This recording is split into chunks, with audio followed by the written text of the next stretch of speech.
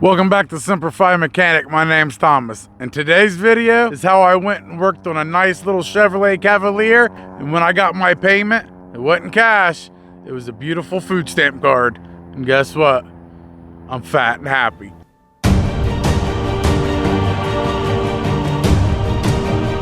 So guys, let me set the scene for you.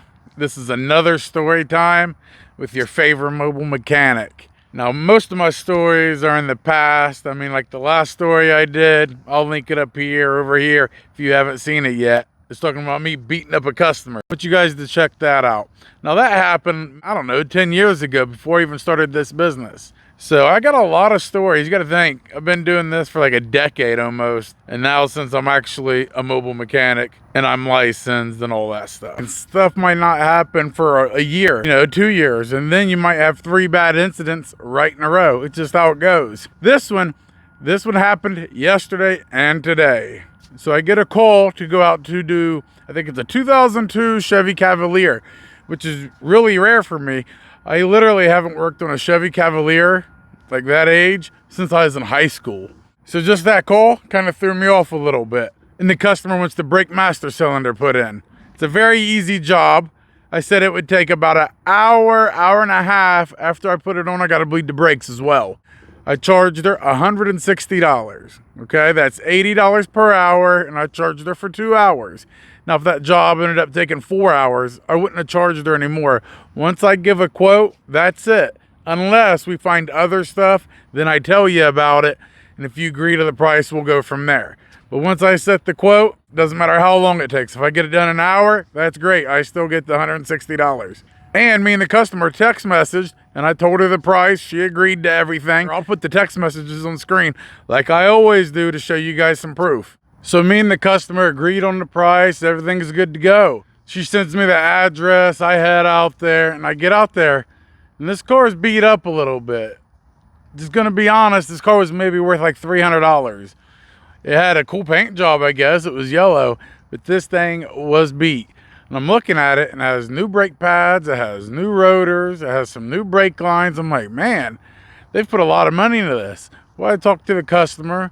There's a woman in her 40s. She was pretty nice. So she spent $700 on the brake system. And when she goes to push on the brake, they go all the way to the floor. And the mechanic at Midas said it was a brake master cylinder. So that's why she hired me. I go and look at it. First off, we start off bad. She has the wrong part. So me and her go up to AutoZone where she got the part. She goes in there, she gets the right part. Well, she asked if she can stop by the gas station on our way home because she hasn't been able to go out because of her vehicle. And that's not uncommon. A lot of times if I'm taking a customer to go get their parts or something, I'll ask them, hey, you guys need to stop here. You need to go anywhere while we're out. A lot of times they do. So we stop at a gas station, no big deal. We swoop into the gas station. I get some gas and I go in there. She's in there shopping. She has a bunch of candy and gummies and stuff. I think it was maybe 7 o'clock at night. So I'm behind her and I go to pay. She's like, oh no, I got it. And I was like, no, ma'am, because I had like $20 worth of stuff, food, beef jerky, stuff like that. She goes, no, it's okay. And I said, all right, ma'am, just take it off my bill. I see when she goes to pay, she has a food stamp card. It's fine. A lot of people have food stamp cards. For some reason, I just noticed that. And I was like, oh, whatever, man, save me some money. So remember the food stamp card. That's going to come back into play. So she buys my stuff, $20 worth of stuff. Everything is good. We're joking back and forth. Well, I get out there, I go to do the job. I mean, everything's working good. I'm happy, she's happy, everything's good. Pour the brake fluid in, I'm pushing the brakes, nothing's happening. I hear the whoosh, whoosh. And I look beside me, and every time I push on the brake, there's a stream of brake fluid shooting like below my feet, shooting from there all the way onto the car beside me. That woman's heart, I could see her heart break, and it just melted. And I was like, oh my God. Because first of all, she already gave me $80 up front. Because remember, anytime I go on a job, I get half the money up front, half on the back end. No matter who you are, I do that. Sometimes I even get 75% of the money, depending where I'm working at, what time of day it is, and what kind of job it is. So here I am, the brake fluid's squirting out. I look under there, so her brake lines are bent and rusted, all of them, leaking like 3 or 4 different spots. And she's like, the last mechanic said he replaced the lines all the way back. I said, no, ma'am, I'm sorry. He didn't do anything. Like, he didn't put a compression fitting. He didn't do anything. Nothing at all. There was just no fluid inside the master cylinder, so when she was pushing on a brake, there was no fluid squirting out because there was none in the actual system. So that's how he scammed her. He didn't put any brake fluid in, so she wouldn't see the fluid leaking. So I just replaced this part on her vehicle, and it didn't fix it. The last mechanic ripped her off bad. She paid a couple $100 for some brake lines. The mechanic didn't do anything. Told her she needed some more parts. He never came back. I did test the brake master cylinder, and it did fail. She still needed that part, so it wasn't a complete waste. But now she's got almost $1,000 in this car that's really a $300 car. She's already paid me $80. She still owes me $80 because no matter what, if you hire a mechanic and tell him to replace a part, he comes out and replaces it and it doesn't fix the problem, it's not the mechanic's fault. You still have to pay him. And I'll say I diagnosed that vehicle and told her it was a master cylinder and I replaced it and it didn't fix it. Well, now you have issues because you're the one that told her. But she had another mechanic tell her, and I was just a parts changer at that time. I wasn't even a mechanic. If you hire me to come out and do that and it doesn't fix it, you still got to pay. So I felt really bad. So we start talking, and I'm trying to figure out how I can give her a break, but I really need the money too. I got a lot going on. Fighting that lawsuit, life, Christmas, just a lot of stuff going on, so I still need the money.